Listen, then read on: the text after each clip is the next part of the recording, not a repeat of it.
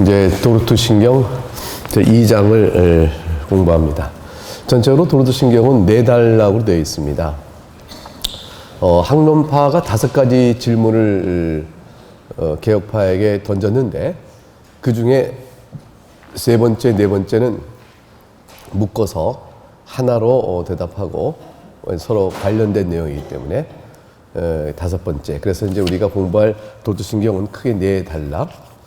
1장 하나님의 예정에 관해서, 2장 예수 그리스도의 죽음과 그로 인한 인간의 구속에 관하여, 그 다음에 3장은 이제 인간의 부패에 관한 문제를 다루게 됩니다.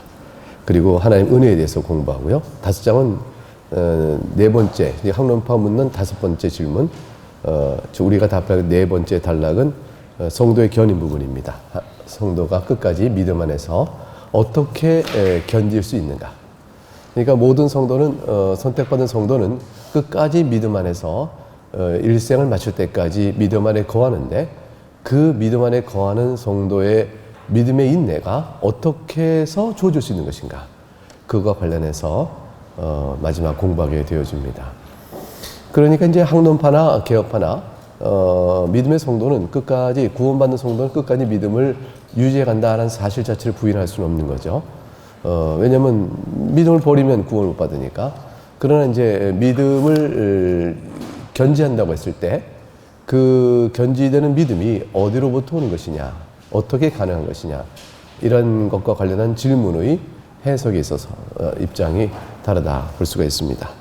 오늘은 이제 2번째 학론파와 개혁파가 아주 첨예하게 대립된 또 하나의 주제를 보게 됩니다. 그것은 예수 그리스도의 죽음과 그로 인한 인간의 구속에 관한 내용입니다. 그리스도의 죽음과 그로 인한 구속에 관한 내용에 대해서 총론적으로 일치하죠. 예수 그리스도께서 죄인을 위해 죽으셨다. 그리고 그 죽으심으로 인하여 인간이 구속을 받는 것이다. 죄값의 치름을 받는다, 이런 뜻이에요. 구속, 그러니까 죄값의 치름을 그리스도에 인하여 받는다. 이제 그 총론적인 천명에 다 아멘 하면서도 그것에 관한 구체적인 내용이 있어서 학론파, 개혁파는 사뭇 다릅니다. 아마도 여러분이 이제 여러 군데서 신앙생활을 하시다가 이곳까지 오게 되실 수 있는데, 아마 한국교회 일반 안에서 장로교라면 지금부터 제가 전하는 것과 같은 내용을 전해야 되고, 지금 제가 말씀드린 것과 같은 내용을 배웠어야 합니다. 그런데 만약 그렇지 못했다면 한국 장로교 안에 또 목사님 상당 부분에 안에 있어서 개혁파 신학에 관한 중심을 바르게 잡지 않고 있는 부분도 많이 있다, 이런 걸 볼 수가 있을 것입니다. 자, 1절을 공부하도록 하겠습니다. 1절 한번 같이 읽겠습니다. 시작. 하나님은 긍휼이 지극히 많으실 뿐만 아니라 또한 지극히 의로우시다. 또한 말씀에 계시되어 있는 바와 같이 하나님의 공의는 하나님의 무한한 존엄에 거슬려 범했던 우리들의 죄가 형벌받을 것을 요구한다.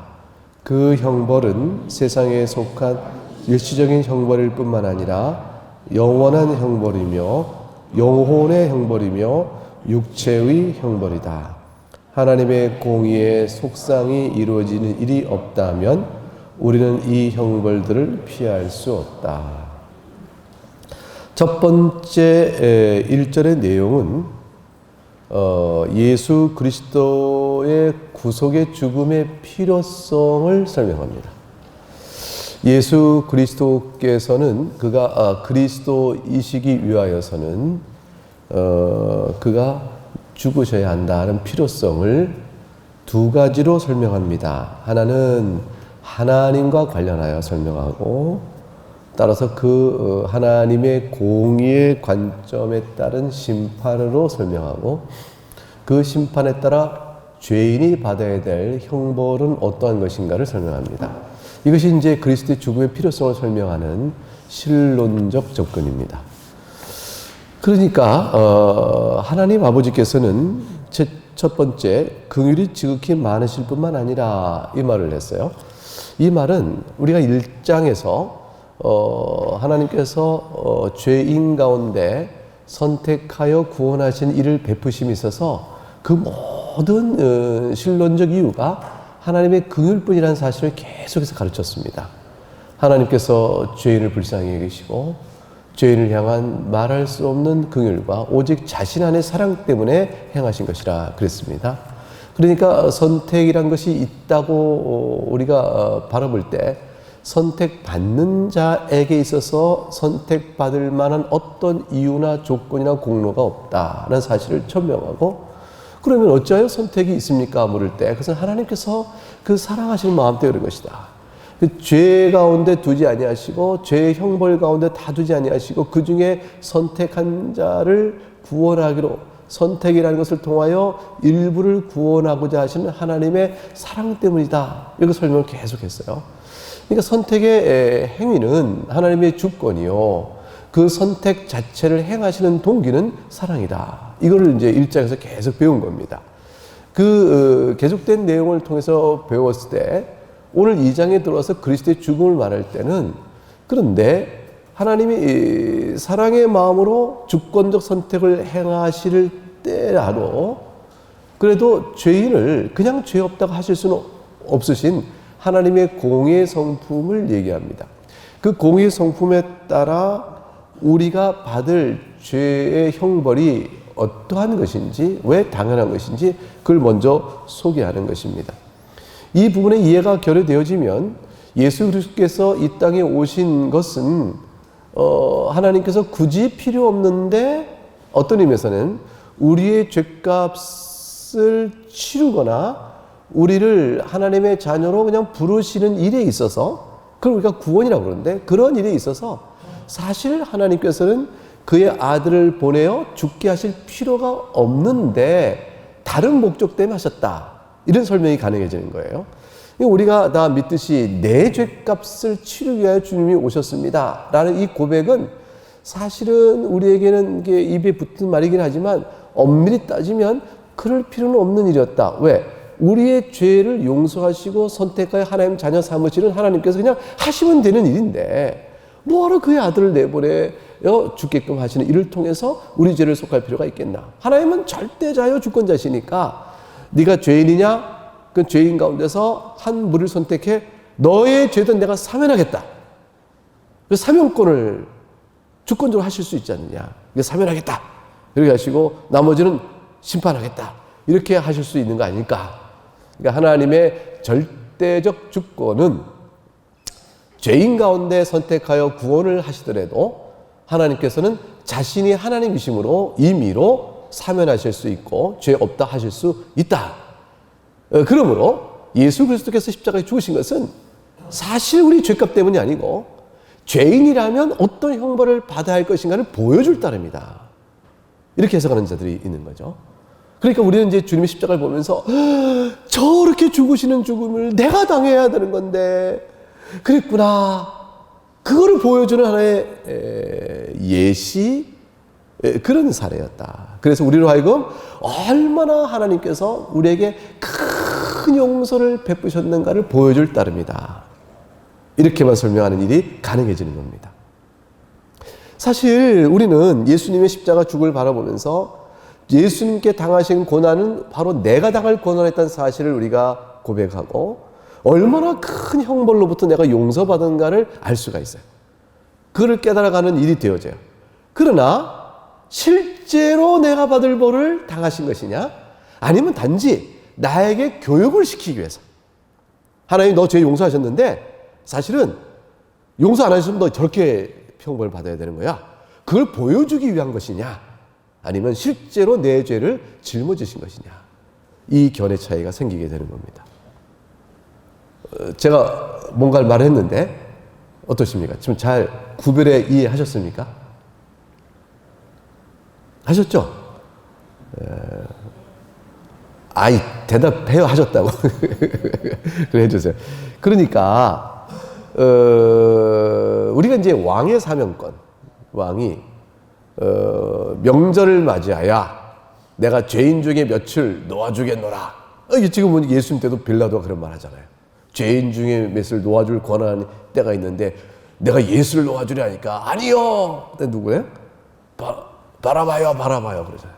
그러니까 이제 이렇게 이제 왕이 그리고 대통령도 사명권이 있다.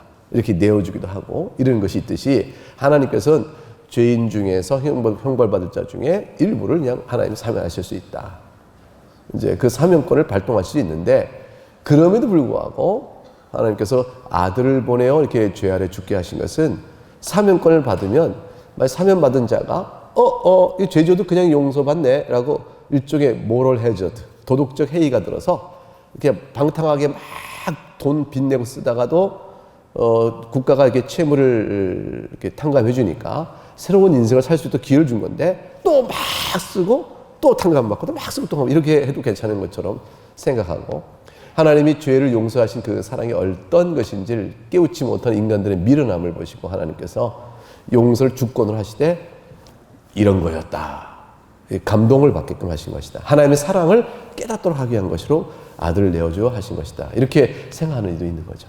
근데 그 신학이 잘못됐다라는 거예요. 그렇지 않다는 것입니다. 성경은 그렇게 말하지 않고요. 하나님께서 실제로 인간이 받을 공의 형벌이 뭔가를 분명히 말씀하시고, 그리고 예수 그리스도께서 그거를 대신 짊어지셨다라는 사실을 말해요. 이게 굉장히 중요한 얘기죠. 우리가 받을 형벌이 무엇인가를 말씀하시고, 이 형벌을 어찌할꼬 할 때 이거를 대신 갚는 이가 있음으로 인하여 우리 죄를 사면하시고 어떻게 돼요?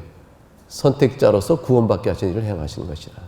그래서 하나님께서 이제 그의 죄 중에 이제 선택자를 두시고 자신의 긍휼의 영광을 나타내고 있을 때는, 그때는 예수님의 하나님의 영혼 안에서의 선택이 그리스도 안에서 선택한다는 사실을 잊으시면 안 돼요. 왜 예수 그리스도 안에서 선택하실까? 그건 뭐냐면 그리스도의 하신 일과 관련된 거죠. 그럼 그리스도 안에서 선택한다는 얘기는 그리스도께서 성부 하나님과 성자 하나님으로 아직 성육신 하시기 이전이죠. 성자 하나님이신 그리스도와 우리 이제 그리스도 되실 분이죠. 성자 하나님께서 성부 하나님과 서로 의논을 나누시는 거예요. 그 이제 이 비밀한 영혼 안에서의 성부 성자의 평화의 의논, 이런 식으로 신학적으로 얘기해요. 성령께서는 드러내지 아니하시고 거기에 참여하세요. 자, 그런데 성부께서 계획을 갖고 계신 것이죠. 선택하여 그들에게 내가 영광을 받겠다. 죄 중에 있는 자들에게서 영광을, 용서의 영광을 받으시겠다는 선택하는 계획을 갖고 계세요. 그 계획의 구성 안에 실행의 방법으로 성자 하나님께 사람이 되어 그들을 죄를 대신 짊어지는 일들이 하나님의 계획, 아버지 하나님의 작정 안에 있고, 아버지 하나님의 그 작정에 성자 하나님이 나는 그렇게 할 수 없는데 라고 의견이 다른 것이 아니고 하나의 의견으로 마음이 하나가 됩니다. 성자 하나님이 그러하겠다라고 기꺼이 동의하시는 거예요. 그러니까 성자 하나님과 성부 하나님 사이에 이제 협의가 이루어지는 것이죠. 성자 하나님께서 친히 아버지께 선택한 자들을 대신하여 그들의 받을 형벌을 친히 받으시고자 하셨으며, 그걸 위하여 친히 사람이 되고자 하셨으며, 그 뜻을 이루러 이 땅에 오신 것입니다. 그러므로 우리 구원받은 자의 선택은 영원전에 성부 하나님께서 그들의 택한 자들의 죄를 대신하는 메시아, 즉 그리스도 안에서 선택하시는 것이고, 그 위에서 선택하시고 그와 연합하여 선택하신 거기 때문에 우리의 선택은 그리스도 안에 이루어지는 것입니다. 그 일들이 이제 객관적으로 주께서 우리의 죄를 위하여 다 죄값을 치르신 다음에, 치르신 죄값이 우리에게 적용될 수 있도록, 그래서 우리가 의로운 자가 될 수 있도록 하기 위하여 우리 안에 성령께서 역사하여 그리스도와 우리를 연합시키는 일을 하시죠. 성령께서 우리를 그리스도와 연합시키는 일을 하지 아니하시면 그리스도와 우리는 서로 연결될 일이 없는 거죠. 성령 하나님의 마땅한 사역이 그곳에 있게 되어집니다. 이와 같은 일로 인해서 성부 하나님께서는 성자 하나님의 대리속죄를 처음부터 전제하시는 거예요. 자, 그러면 왜 성자 하나님의 그런 대리속죄 죽음이 필요할까? 이거죠. 그렇게 필요할 만큼 첫 번째 대리속죄가 있다. 그것이 필요한 것은 하나님의 공의 때문에 그렇다. 이렇게 되어지는 거예요. 자, 그러니까 하나님의 공의의 속성에 대한 올바른 지각은 뭘 뜻하냐면, 하나님은 모든 것을 주권적으로 행하시는 하나님이시지만 죄인을 선택하여 그들에게 죄의 용서를 베풀어 하나님의 자녀 삼으시는 일에 있어서 자신의 속성인 공의에 스스로 모순되는 일을 하지 아니하신다라는 점을 이해할 필요가 있는 거예요. 하나님께서 행하신 일이 좋기는 한데 법을 어겼다, 좋기는 한데 공의에 어긋난다, 이렇게 되는 일은 없다는 거예요. 우리가 이제 어떤 선을 베풀고자 하나, 그러나 사실 이건 불법인데 자기한테는 좋으니까 내가 이거 해줄게, 이렇게 되는 일이 없는 거예요. 하나님에게는 인간이 선을 베풀며 불법을 하면 인간 세계 안에서도 그건 아무리 선이라도 불법을 행하시니 선으로 인정될 수 없다, 이렇게 되는 거잖아요. 어떤 선이 불법이란 수단을 동원하여 했다 하여 그 선을 선으로 인정할 수 있겠어요? 이게 동원된 수단이 불법이면 그 선은 선으로 인정되지 않는 것이죠. 사람들은 이렇게 얘기하죠. 동기가 선하지만 수단이 악함으로 결과 또한 받을 수 없다, 이렇게 되어지는 것이죠. 그러니까 선한 동기를 사람이 가지고 있다 할지라도, 선을 베풀고자 한다 할지라도 불법을 동원하면 그 선을 사람도 인정하지 아니하니 하나님께서 만드신 피조물 가운데 그의 죄를 범할 자들 가운데서, 그래서 그들 가운데서 하나님께서 선택의 은혜를 베풀겠다라는 선을 가지시고 긍휼의 마음이 있다 할지라도 그걸 실행하시는 방법이 공의에 어긋나면 하나님 자신 안에 모순인 거죠. 성경은 그 사실을 잘 설명합니다. 하나님은 절대로 죄를 벌하지 아니하시는 분이 아니시다. 하나님은 죄를 절대로 면쟁케 하시는 분이 아니다. 하나님 죄를 지은 것에 대한 형벌을 면제하시는 분이 아니에요. 그냥 면하지 않으세요. 반드시 죄에 대한 형벌을 물으시는데, 다만 그에게 묻느냐 아니면 대리속죄 구속죄인 예수께 묻느냐, 그 차이가 있는 거예요. 그러니까 죄값 치르는 얘기가 없으면 소망이 없는 겁니다. 하나님께서 1절에 그러면 어떠냐면, 자 1절 첫 줄에 하나님의 긍휼이 지극히 많으시지만 또한 지극히 의로우시기 때문에, 그래서 말씀에 계시하여 우리에게 일깨워 준 바대로 잘 아는 것처럼 하나님의 공의는 그 다음 밑에 줄, 우리들의 죄가 형벌받을 것을 요구한다. 근데 이게 죄가 왜 하나님께서, 그 크신 하나님이 티끌 같은 우리들의 죄를 형벌하실까? 이제 이 부분이죠. 크신 하나님께서 티끌 같은 우리들이 행한 일을 우리가 그러잖아요. 아이가 그냥 어린 아이가 뭘 하면 어떻게 돼요? 에이, 그 녀석 아무것도 아니니까. 이거 싸움도 좀 싸울 만한 대상이 돼야 싸우는 거고, 죄를 물어도 죄를 물을 만한 수준이 돼야 묻는 거 아니겠어요? 근데 우리가 너무나도 낮은 수준의 또는 어린 수준의 대상이 그렇게 하면, 아유, 제가 몰라도 한참 모르는구나, 그냥 그렇게 넘어갈 수 있는 일이 허다하죠. 애하고 싸우는 어른처럼 좀 아이하고 싸워보셨어요? 애하고? 애도 버릇을 굴면 좀 화가 나더라고요. 애가 와서 갑자기 목사님 이렇게 하면 안 되고, 김 목사! 그러면 내가 얘야 너 왜 나 그렇게 부르니? 그랬더니 에치! 별것도 아닌 게 한두 마디 듣다가 계속 저를 흉보고 뭐 얕보고 뭐 험하게 하면 기분 상하잖아요. 그래서 너 이놈이 이렇게 뭐 그랬어요. 그때 이제 옆에 사람이 보면, 아유, 애가 하는 말은 뭐 이렇게 감정 상해가지고 이렇게 그래라고 뭐라고 이제 얘기를 하겠죠. 그래서 참 이상해. 애가 하는 말도 기분 나쁘더라고요. 자, 하나님과 우리는 얼마나 차이가 나느냐. 사람도 그런 생각을 해요. 하나님께서 티끌과 같은 인간이 범한 죄가 그 무슨 큰 하나님께 해가 되는 죄라고. 그것에 대하여 형벌로 죗값을 물으시냐. 내가 하나님이라면 인간 따위가 범하는 죄에 대해서 그냥 참 하시겠다. 뭐 이런 생각을 하는 사람이 있어요. 이 사람은 하나님보다 자기가 더 지혜롭고 더 관대한 사람이죠. 자기가 하나님보다 더 큰 거예요. 그러니까 얼마나 큰 교만인지 몰라요. 그 다음에 무지소치죠. 그런 얘기를 하고 두 번째, 인간이 죄를 지어봐야 몇 년 짓냐. 몇 년 져요? 죄를 지어봐야. 나면서부터 죽을 때까지 짓는 거 아니에요. 근데 1000년 사는 사람 없잖아요. 살아야 100년 산다고 쳐보자고 1000년, 100년 사는 사람 없어요. 인간이 사는 인생의 연한을 우리가 뭐라고 성경에 말하냐면 안개와 같다. 아침에 핀 꽃에 시드는 것과 같다. 그냥 그렇게 말하는 한 인생이 그 짧은 인생. 하나님은 어떻게 돼요? 영원토록 계신 거죠. 영원토록 계신 하나님이 짧은 인생 중에 하찮은 티끌 같은 인생이 지은 죄가 뭐 그리 크게 물을 만하다고 하나님께서 그것도 영원한 형벌로 다스리시냐.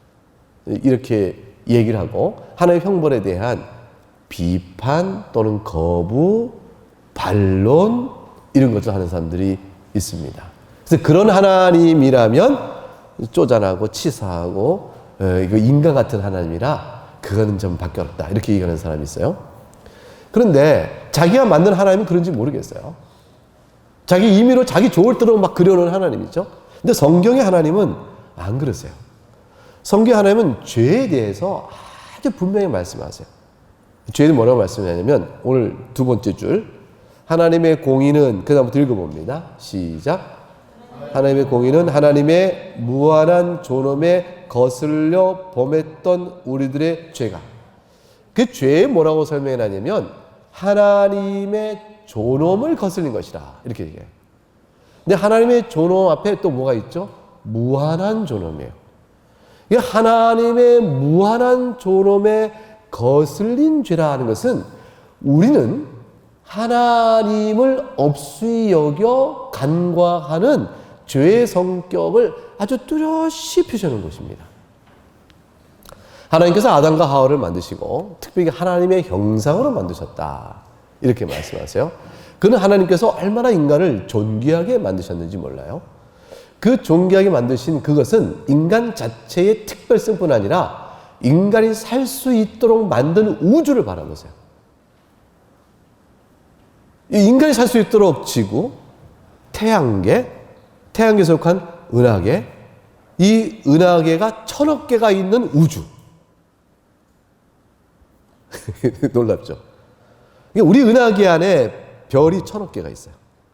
근데 1000억 개의 별을 가진 우리 은하계 같은 게 1000억 개가 있어요. 10의 22승.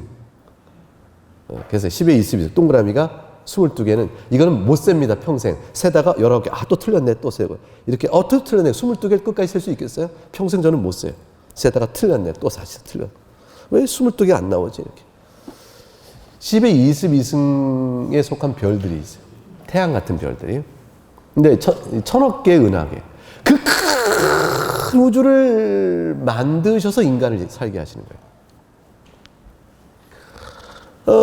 그러니까 인간의 존재라는 것은 천하의 우주보다 귀하다라는 것은 이 무시무시하게 큰 우주가 인간의 생존을 위하여 만드신 거예요. 그러니까 얼마나 이 인간이 귀하면 인간의 생존을 위하여 우주를 만드셨겠어요. 그러니까 한번 상상을 한번 해보세요. 집에 가서 며칠 동안 잠 안 주무시고 한번 상상해 보세요. 하늘을 보다보면서 이게 해와 달을 우리를 만드셨구나. 해와 달이라는 것은 단순 태양계만 의미하는 게 아니죠. 태양계 존재하면 은하계가 존재해야 되고요. 그 은하계는 또 다른 은하계와 전부 우주 물리학 구조 안에서 있는 거예요. 그런데 여러분, 이 은하계에 있는 별들보다 이 컵 한 잔에 있는 물의 분자수가 더 커요. 더 많아요. 물의 분자수 10의 23승이 있어요. 물 분자수가, 이 컵 하나에 있는 물 분자수가 10의 23승계. 그러니까 미시세계가 더 커요. 거시세계보다. 그러니까 우리가 살 수 있도록 우리가 섭취하는 양분 또 살아가는 이 미시세계 하나, 이 모든 게 다 우리를 위해서 만드신 거예요. 다 우리를 위해서 만드신 거예요. 그러니까 인간이 얼마나 이 물리화학적인 구성세계 안에서도 얼마나 특별한 존재인가를 생각할 수 있습니다. 그렇게 만드시고 다른 동물이나 생물과 다르게 하나님을 예배하는 자요, 하나님의 사랑을 입은 자로 세우시면서 하나님의 형상 이렇게 말씀하셨어요. 하나님을 알아요. 아담과 하와는 창조주를 알아요. 짐승은 몰라요. 짐승 창조주 모르고 그냥 오고 살아요. 이렇게 열심히 살고 본능에 따라 살고 약간의 지능을 갖고 살고 살지만 하나님을 몰라요. 그런데 아담과 하와는 하나님을 알아요. 만드신 첫날부터 창조주를 알고 창조를 예배하고, 그 아는 증거가 뭐냐면 선악을 알게 나무의 과실이에요.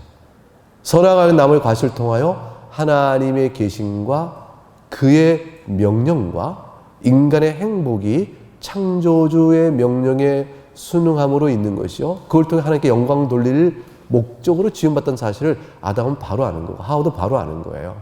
에덴 동산의 선악을 나누는 과실을 보고 생명나무의 과실과 풍족한 삶을 보면서, 그리고 모든 동물을 다스려 알면서 인간의 독특한 그거를 자각하고 있도록 만드셨어요. 그래서 인간은 하나님께 죄를 범한다는 게 우리가 그저 생각하는 것처럼 그저 티끌 같은 인간이 잠깐 살다 지은 죄를 하나님 왜 이렇게 하시냐, 그럴 것이 아니고 하나님과의 관계성 안에서 범하는 죄예요. 그래서 인간은 비록 티끌 같지만 하나님께서 그렇게 존엄하게 만드셨기 때문에 그 관계성 안에서 인간이 하나님을 향한 불순종은 무한한 존엄을 지니신 하나님에 대한 반역의 죄로 그만큼 형벌이 크게 받을 죄인 거예요. 그 형벌이 크게 받을 죄를 영벌, 영원한 형벌, 이렇게 성경은 설명하고 있는 겁니다. 왜 우리가 이제 그러한 그 죄값에 대한 형벌을 이해하지 못할까요? 충분히 납득하지 못할까요? 그저 지옥은 무서워. 그 무서운 형벌을 내가 어떻게 받아? 몸서리 쳐. 이렇게 형벌에 대한 두려움과 공포 때문에 무서워. 이렇게는 이해하지만 정말 하나님의 존엄을 거슬린 죄의 성격에 대한 이해가 왜 부족할까? 우리가 복음을 전할 때 지옥 형벌에 대한 고통을 얘기할 때 여기서 건진받아야겠다, 이거는 생각하지만 하나님의 존엄의 거슬림에 대한 이 죄의 성질에 대해서 왜 이해가 부족할까? 그건요, 우리가 죄인이라 그래요. 죄인인지라 아직도 하나님에 대한 인식의 결함과 오류가 있고 하나님을 예배하고 생각한다는 데 있어서 지 멋대로 적이는 게 있는 거예요, 우리가. 그래서 하나님의 말씀과 가르침과 교훈과 풍요로운 은혜와 긍휼과 이 모든 것들 다 우리는 우리의 그릇만큼 생각해요. 그래서 이제 더러운 그릇에 하나님의 말씀을, 지식을 전해주면 담으니까 그 지식이 더러운 것에 있는 것에 오염된 상태로 있는 거죠. 우리의 마음밭과 이해가 결함이 있고 오류가 있으니까 복음의 말씀을 잘, 신학을 잘 전해도 들은 대로 다 이렇게 뒤틀림이 생기는 거죠. 우리는 그래서 하나님의 앞에 서 있는 죄의 성질에 대해서 참 더디게 알고 잘 모르고 축소해서 알고 적당히 알아요. 적당히. 입술로는 만 가지 죄악을 범했다, 이렇게 얘기하지만 심령, 머리로 하여 입으로 나오는 것에 넘어 이 마음으로 들어가 통절한 죄의 성질에 대한 깨달음 끝에 그리스도의 은혜가 얼마나 큰지를 아는 데까지 나가는 것은 평생 배우는 거예요. 그래서 신자는 계속 십자가 학습이에요. 십자가 학습. 주님의 용서가 왜 큰지를 계속 배워가는 거예요. 근데 우리가 죄의 습성을 떨치 못하니까 그러한 모습이 아직도 있어서, 그래서 십자가 여전히 필요하다는 것뿐 아니라 실존적 상태가 완전 성화가 이루어지지 않으니까 십자가 필요하다는 것 뿐만 아니라 죄의 깊이의 이해가 남달라져서 그래서 십자가가 더욱더 필요한 걸 알게 되는 평생 학습이에요. 평생 학습. 그래서 우리 가운데 평생 그리스도 안에 성화를 이루어 주의 나라에 갈 사람 아무도 없어요. 성화가 이루어지는 여인은 목적이기 때문에 부르심에 따라 우리는 이루어져요. 여러분, 거룩한 삶과 죄에 대한 민감성, 이게 다 세워져서 우리의 성화 역사가 이루어져요. 그러나 성화 역사가 이루어진 그 결과나 열매가 우리를 이제쯤이면 천국 갈 만큼 됐으니까 간다. 그거 없어요. 그러니까 주님께서 우리를 부르실 때, 야, 우리 이런 얘기 농담삼아 하잖아요. 이제 천국 갈 때가 된 거지. 그만큼 이제 아름답게 성장해서 하나님이 천국에 부르신 거야. 우리 그런 얘기 이제 덕담으로 해요. 덕담으로. 그만큼 이제 천국 갈 준비가 된 거고, 아유, 나는 아직 멀었어. 나는 아직 죄의 투성이라 천국 못 가. 이런 얘기도 우리가 해요. 그런 사람들 다 죄 가운데 있으려고 그렇게 오랫동안 여기 있고 싶어서. 근데 그런 건 아니에요. 아니고, 죄의 인식에 깊은 곳에서 하나님의 공의를 더, 공의의 형벌을 알아가는 거예요. 근데 이 형벌은, 그래서 형벌을 반드시 받게 되고, 그 무서운 형벌이요, 영원한 형벌을 받게 됩니다. 이 형벌을 설명합니다. 이 형벌은, 첫째는 뭐냐면, 이 세상에 속한 일시적인 형벌을 받는 것일 뿐만 아니라, 이 세상 사는 동안에도 하나님께 죄에 대해서 심판의 손길을 내미실 때가 있어요. 모든 이 세상의 범한 자가 다 일일이 심판을 이 세상에서 받지는 않습니다. 왜냐면 그렇게 되면 뭐 피멍이 들어가지고 아무도 제대로 못 살 테니까 하나님께서 많은 죄를 감춰주세요. 다 드러내지 않고 감춰주시고, 그러나 주께서 그 영혼을 십자가 앞에 무릎 꿇고 변화시키기 위하여 하나님 한마디로 하나님 영광을 받으시려고 손을 대시면서 이 세상 사는 동안 형벌을 받게 하실 때가 있어요. 아주 조금, 아주 적은 죄에 대해서만. 그것이 큰 죄일 수도 있고 작은 죄일 수도 있어요. 작은 죄를 하나님께서 이 세상에서 일시적인 것은 인생중에라는 뜻이에요. 이 땅에 사는 동안 그게 일시적이에요. 작은 허물을 드러내어 이렇게 탁 망신과 수치를 당하게 하실 수 있고, 큰 죄는 덮어주시면서 그러기도 하세요. 그럼 뭐 하시는 거죠? 큰 죄를 깨닫게 하시려고. 어떤 경우는 큰 죄를 드러나셔서 이 세상에서 너무 큰 형벌을 받게끔 하기도 하세요. 이게 이제 악인인데도 불구하고 무사하게 한평생 살다가 죽는 경우가 있어요. 이제 그것은 형벌을 하나님께서 안 주신 게 아니고 이 땅에서의 형벌은 안 주신 것 뿐이에요. 하나님 왜 그러셨을까요? 하나님 지혜의 부분이죠.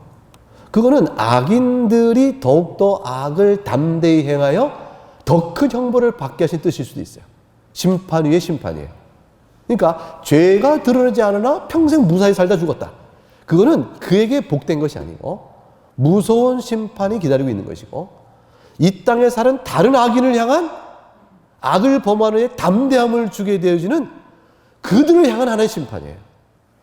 악을 행해도 별이 없으면 악을 더욱더 담대히 행하죠. 그래서 그들에게는, 악인들에게는 더욱더 무서운 하나님의 심판의 지혜로움이에요. 그 의인들에게는 악인이 형을 받지 않는 것 때문에 낙심할 필요가 없어요. 그것 때문에 악인이 더욱더 악을 성하면 저들이 악을 그것 때문에 더 성하는 만큼 저들에게 심판이 면했다는 걸 알 수 있는 거죠. 그래서 하나님께서 바로에게 뭐라 했냐면 마음이 더욱더 강팍하여져서 그래요. 이게 하나님 형벌 내렸는데, 재앙을 내렸는데 뭐 죽을 것 같지 뭐 이러다가 좀 지나니까 아직도 애굽은 건조하구만. 그게 더 강팍해지는 거죠. 그러니까 악이 더해져 가는 거죠. 그래서 이 땅에서 악인이 형벌 받지 않는 것 때문에 의인들은 낙심할 이유가 없습니다. 영원한 형벌이 기다리고 있는 거죠. 근데 영원한 형벌이 있다.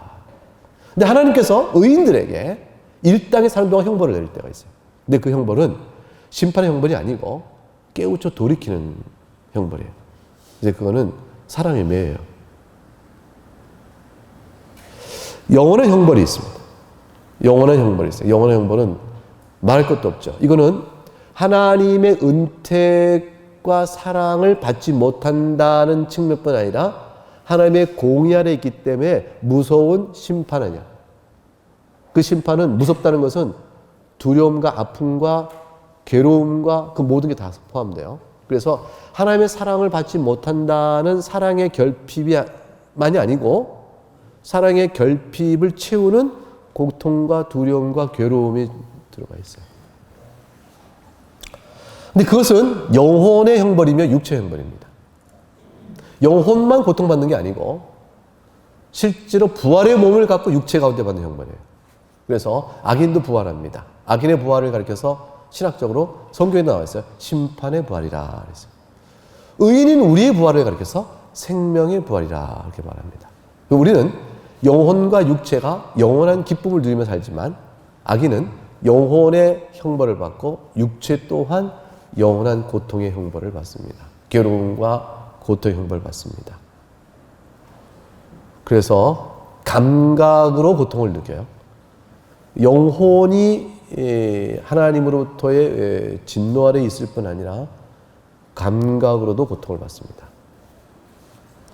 하나님의 공의에 속한 속상이 속상이란 말은 뭐냐면 값을 치른 겁니다. 속은 되물음이요, 상은 값이에요. 그래서 값을 치러 되물으시는 것. 되물으는 값을 치르심. 그게 속상을 이룬다는 뜻이에요. 이것이 이제 영어로는 satisfaction. 라틴어로 그냥 satisfactio라는 거예요. 그래서 그리스도의 satisfactio, 속상이 없으면 값을 치워 죄를 물어주는 일이 없으면 우리는 이 형벌을 아무도 면할 수가 없습니다. 피할 수가 없습니다. 그리스도께서 이 땅에 오신 절대적인 필요성이 하나님의 속성에 따라서 죄의 성질에 따라서 그 성질에 따라 죄가 받을 형벌의 성격에 따라서 우리에게 이렇게 절실한 겁니다. 이 일을 변호사가 해주는 게 아니에요. 예수님은 이 형벌을 좀 감해 주십시오. 이렇게 말하는 정도가 아니에요. 감해주면 받을만 하겠어요? 하나님께 지은 죄에 대한 형벌을 감해주면 만년 살 거를 말하자면 영원한 형벌인데 계산상 만년 살 거를 한 10년 하면 감당할 만 하겠어요? 1년 하면 감당할 만 하겠어요? 1년만 살면 되네. 1년 동안 그 하나님의 형벌을 받으시겠어요? 아닙니다. 왜냐하면 시간적 길이가 영원할 뿐 아니라 한 1분 1초의 형벌도 무한하기 때문에 그 형벌은 받을 형벌이 아니에요. 받고 자시면 안 돼요. 이거를 알면 예수 그리스도의 은혜가 어떤지 알게 됩니다. 왜 성자 하나님께서 사람이 되셨나를 알게 돼요. 왜 성자 하나님께서 성경에 기록된 대로 그렇게 오셨나, 그렇게 죽으시는 것인가, 그거를 알게 되는 거예요. 우리의 신앙은 가볍지 않게 될 겁니다. 이 땅에 살면서 겪는 인생의 어떤 일도 이 베푸신 사랑의 구원의 은혜에 비하여 하나님의 사랑을 불평할 어떤 거리도 없다는 걸 알게 되어져요. 각각 인생은 다양하게 자기 분기대로 하나님의 지혜 가운데서 살아가겠지만 우리는 다양한 인생의 양상 속에서 한 가지 소망으로 큰 은혜 가운데 붙들린 사람이에요. 교회 머리 되신 예수 그리스도 안에 주신 하나님의 놀라우신 사랑입니다. 네, 오늘 여기까지 공부합니다. 네, 기도하겠습니다. 하나님 아버지 감사합니다. 주님께서 우리를 위하여 죽으신